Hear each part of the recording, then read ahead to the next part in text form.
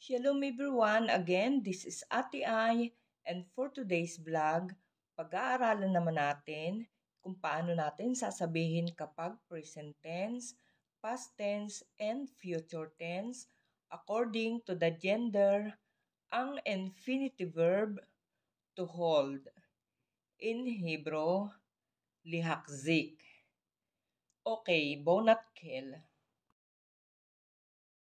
Present tense hold, form masculine singular, makzik. Ani, makzik. Ata, makzik. Hu, makzik. Present tense hold, for feminine singular, makzika. Ani, makzika. At, makzika. He, makzika. Present tense hold, for masculine plural or mixed gender, makzikim.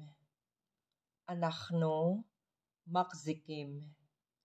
Atem, makzikim. Hem, makzikim. Present tense hold, for feminine plural, makzikot. Anachno, makzikot. Aten, makzikot. Hen, makzikot. Okay guys, for past tense, held. Hexakti. Hexakta. Hexact. Hexik. Hexika. Hexacno. Hexactem. Hexacten. Hexico. Hexico. Okay guys, for future tense, will hold. Ani, akzik. Ata, takzik. At, takziki. Hu, yakzik.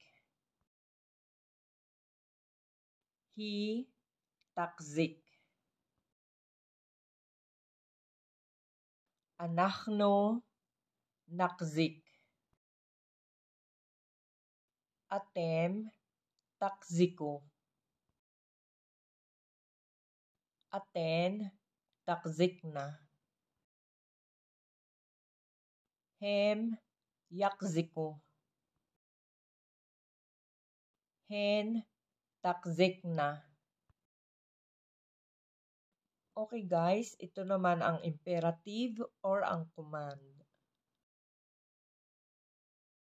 Imperative hold, for masculine singular, hakzek. Imperative hold, for feminine singular, hakziki. Imperative hold, for masculine plural, hakziko.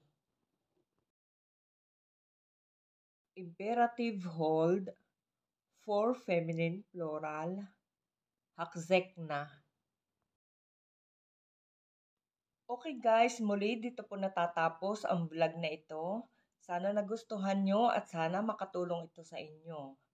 At sa mga hindi pa po nakasubscribe, please subscribe na at huwag rin kalilimutang mag-like, share, at mag-comment. And of course, huwag rin pong kalilimutan i-click ang notification bell para naman lagi kayong ma-update kapag may bagong videos na upload. Guys, maraming salamat sa panonood. See you on my next vlog. Lihit Raot.